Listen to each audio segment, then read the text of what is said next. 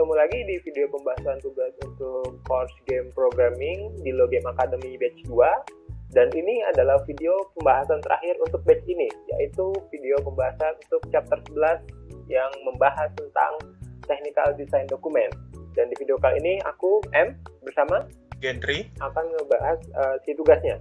Sebelum kita mulai pembahasannya, kita masuk dulu ke instruksinya apa. Jadi di tugas chapter 11 ini, peserta diminta untuk membuat technical design dokumen untuk sebuah game match-3 bertema buah-buahan dengan spesifikasi yang bisa dilihat di layar. Itu desainnya ada punya beberapa jenis power up, punya beberapa stage, dan seterusnya bisa dilihat. Nah, sekarang langsung aja masuk ke pembahasannya. Silahkan Gentry. Tugas pertama itu dari siapa? Tugas pertama dari Julna Miu. Pertama kita lihat di TDD-nya untuk content version dan content version historinya ini udah cukup baik. Tapi kalau bisa yang memang realnya aja sih, kayak kalau memang pada tanggal 10 dia menambahkan mekanisme ya tambahin aja, kalau memang nggak ada ya nggak ada gitu. Biar lebih kelihatan real aja sih. Terus namanya juga autornya ya kalau bisa, kalau memang yang ngisinya Julna Miu ya si Julna Miu-nya aja autornya gitu. Lalu selanjutnya kita masuk ke yang introduction-nya. Ini sih udah cukup baik. Untuk project scope-nya juga udah lumayan jelas. Fitur-fiturnya cukup dijelasin, ada beberapa. Itu juga udah lumayan bagus. Terus kita masuk ke technical overview-nya. Itu juga udah lumayan bagus dijelaskan, toolsnya pakainya apa aja, Java SDK, Unity-nya versi berapa juga udah dijelasin, udah bagus, pakai Firebase juga. Mungkin bisa ditambahin juga untuk code editornya, misalkan kalau di Unity kan biasanya pakai Visual Studio, bisa ditambahin kalau tool use-nya ini pakai Visual Studio yang versi berapa, 2017 atau 2019, ataupun code editor yang lainnya. Lalu untuk yang lainnya udah lumayan bagus. Ini untuk asetnya udah dijelasin pakai PNG, code script-nya pakai C#. Ini juga udah cukup bagus dijelasin di file formatnya. Untuk technical feature sendiri, saya lihat udah lumayan bagus karena udah memberikan lebih dari satu implementasi, dan implementasi mana yang dipilih. Paling untuk tulisan penjelasan fitur dan problem yang dihadapi ini bisa dihapus saja, karena itu tujuannya cuma untuk nandain aja apa yang harus ditulis di sini. Jadi kalau memang udah mau nulis di TDD-nya yang penjelasan fitur dan problem ini bisa dihapus, kayak yang solusi yang dipilih dan alasannya itu juga bisa dihapus. Oke. Terus selanjutnya masuk ke technical design. Di sini technical design-nya itu ada kelas diagram. Nah, kalau saya lihat di sini kelas diagramnya itu masih kurang jelas definisinya. Contohnya di kelas grid. Di kelas grid ini ditulis ada tile prefab. Nah, tile prefab itu apa? Kan kalau di kelas diagram itu kan kalau dia memang atribut, biasanya ada tipe atributnya integer atau game. Kalau misalnya di Unity dia game object atau apa baru namanya. Sedangkan di sini dia langsung tulis tile prefab. Nah, di situ nggak tahu nih tile prefab ini tipenya apa. Terus create grid misalkan. Kalau saya lihat sih create grid ini sepertinya method. Nah, kalau method itu harusnya dipisah, kayak yang di objektif ini bisa dipisah gitu. Dia ada yang bagian atasnya ini untuk atribut atau properti, yang bagian bawahnya ini untuk method. Terus juga kalau saya lihat di sini hubungan antar kelasnya itu juga masih belum jelas. Misalkan di sini di grid ini dia ada mempunyai hubungan ke tile, tapi kalau saya lihat di kelas grid ini nggak ada apapun yang seperti mengindikasikan hubungannya dia itu dengan tile. Begitu juga sebaliknya, dengan di tile ini nggak ada satupun yang mengindikasikan ke grid.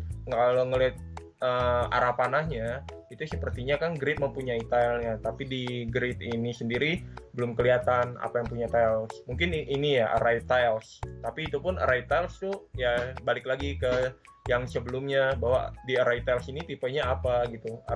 Kalau array of tiles ada yang tile terus kurung siku gitu misalkan. Oke. Itu aja sih untuk kelas diagramnya. Paling bisa lebih diperjelas lagi definisinya. Lalu masuk ke activity diagramnya sih udah oke. Udah lumayan bagus. Terus untuk administratif datanya memang dikosongin aja karena kita ngebahas TDD-nya ini, TDD front end. Nanti yang mengisi administratif data ini biasanya adalah programmer yang bekerja untuk back end-nya.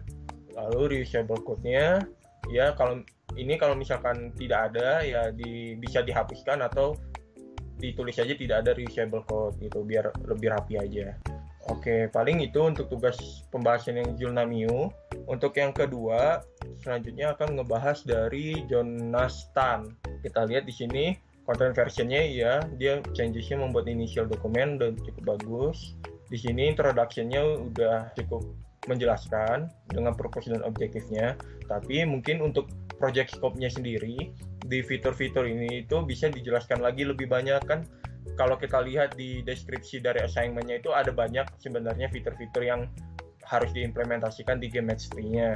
Kalau di sini kan kita lihat dia cuman generate tile area bermain, spawn buah, dan menyambungkan 3 atau lebih. Sebenarnya kalau kita lihat di deskripsi assignment-nya itu masih banyak lagi fitur-fiturnya seperti ada power up, terus mengimplementasikan 2 tipe power up yang collectible dan uncollectible, terus mengimplementasikan leaderboard dan mengimplementasikan monetisasi dengan menggunakan ads ya. Misalnya kayak gitu. Nah, itu bisa dimasukkan menjadi bagian dari project scope biar lebih jelas lagi untuk orang yang membaca TDD-nya. Lalu masuk ke technical overview-nya ini juga sama, tool use-nya mungkin bisa ditambah dengan code editornya biar pembacanya tahu bahwa ini menulis code-nya pakai editor yang mana. Lalu untuk file formatnya PNG atau JPEG, itu juga oke. Code sheet-nya pakai C#. Ya, untuk technical feature-nya sendiri sih udah lumayan bagus. Lalu masuk ke technical design-nya. Nah, di kelas diagramnya ini kalau kita lihat itu mungkin masih sama ya kayak yang sebelum-sebelumnya. Hubungan definisi antar kelasnya itu masih belum terlihat detail atau masih belum jelas kalau saya lihat. Nah, di sini kita lihat ada tile maker punya hubungan ke swipe control, tapi di dalam kelas swipe control sendiri ataupun tile maker sendiri itu nggak ada yang menjelasin bahwa hubungan mereka itu apa gitu. Apakah tile maker ini mempunyai swipe control atau swipe control ini mempunyai tile maker, itu masih belum kelihatan. Walaupun ada tanda panahnya di sini, tapi di dalam kelasnya detailnya belum kelihatan. Begitu juga dengan game manager.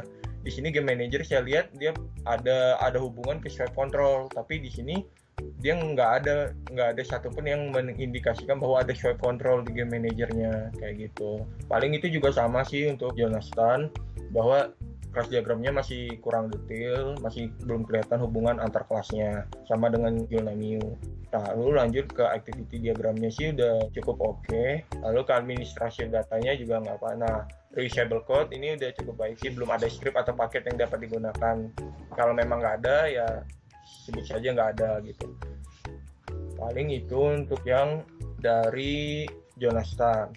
Lalu selanjutnya ke yang dari Renaldi.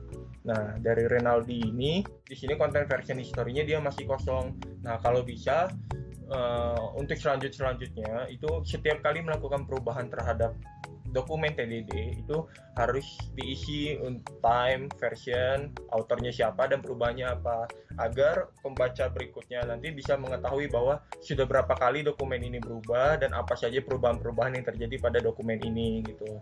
Dan juga ada autornya itu, jadi misalkan ada bagian yang tidak dimengerti di dokumen ini bisa menghubungi autornya untuk penjelasan yang lebih lanjut lagi. Jadi sebisa mungkin content version history ini mohon untuk diisi setiap kali ada perubahan di TDD-nya. Lalu lanjut ke introduction-nya, itu penjelasannya udah cukup baik, udah cukup oke, purpose dan objektifnya udah cukup oke, dan fitur-fiturnya pas sewaktu saya baca itu juga udah cukup oke, udah cukup memasukkan semua fitur-fitur yang ada di deskripsi dari assignment-nya, seperti ada scoring sistemnya, ada uncollectible power up, lalu ada 10 difficult stage. Jadi fitur-fitur yang memang ada di deskripsi assignment-nya itu udah dimasukin ke dalam TDD-nya. Itu udah cukup baik. Lalu ke tool use itu mungkin juga sama, mungkin bisa ditambahin editornya biar lebih jelas lagi. Lalu untuk file formatnya juga extension assetnya PNG udah cukup oke. Mungkin kalau misalkan kepikiran nanti ada kayak misalkan audionya mau tipenya apa, mungkin bisa dimasukin lagi kalau udah pakai audio nantinya. Lalu untuk technical feature-nya dia udah cukup baik. Yang arahan-arahannya mungkin bisa dihapus saja kalau sudah diisi, jadi biar lebih rapi lagi. Lalu untuk technical design-nya sendiri sih sebenarnya ini technical design-nya udah cukup baik, hubungannya juga udah cukup terlihat jelas. Kalau misalkan kita lihat di sini dia ada grids. Di sini ada, kalau di kelas tile ini bisa kita lihat bahwa ada yang menunjukkan hubungan bahwa tiles ini mempunyai grid. Nah, di bagian sininya yaitu mempunyai grids. Kalau seperti ini kan kita bisa, yang membacanya bisa tahu bahwa Oke, hubungan antar dua kelas ini adalah tiles mempunyai grades kayak gitu. Tapi mungkin kalau untuk di sini saya ngelihatnya harusnya kebalik sih kemungkinannya, bahwa harusnya itu grades yang mempunyai tiles, karena tiles itu kan bagian-bagian dari grades harusnya.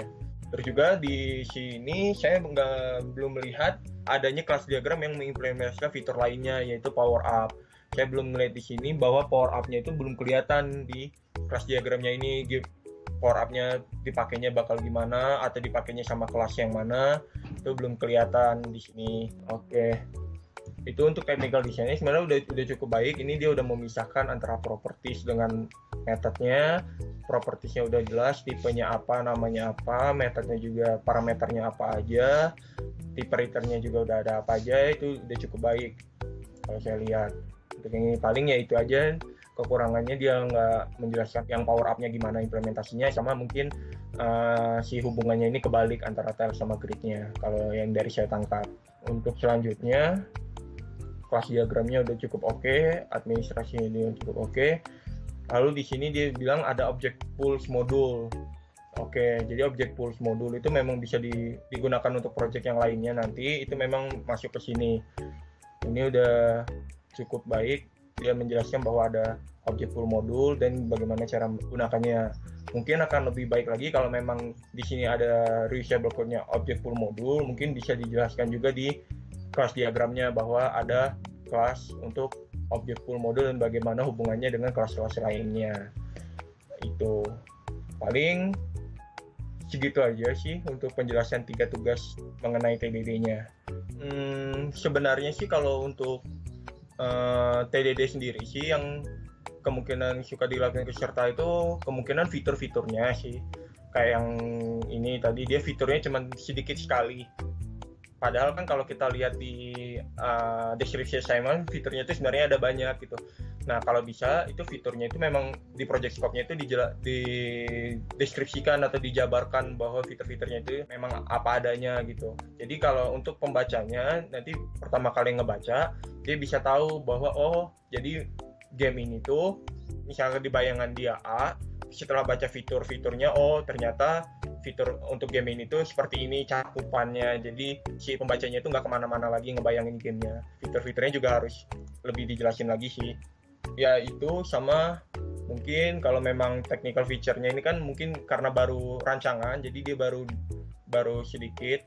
Mungkin untuk selanjutnya nanti technical feature-nya gimana sih cara si programmer yang ngebuat si TDD ini mengimplementasikannya. Jadi pembacanya itu bisa setidaknya menangkap ide gimana cara untuk mengimplementasikan fitur-fitur yang ada di game tersebut. Itu sih paling. Kalau pesan-pesannya ini kan setidaknya udah mencoba untuk melakukan beberapa project ya untuk buat game. Sebenarnya sih tipsnya sih satu sih, tetap latihan, tetap explore tentang kemungkinan dalam pembuatan game, karena udah punya basicnya dari chapter-chapter yang sebelumnya yang sudah pernah dikerjain, itu setidaknya udah punya basicnya. Nah dari situ mungkin bisa dikembangkan lagi untuk selanjutnya. Tetap mencoba, tetap latihan, tetap explore sih.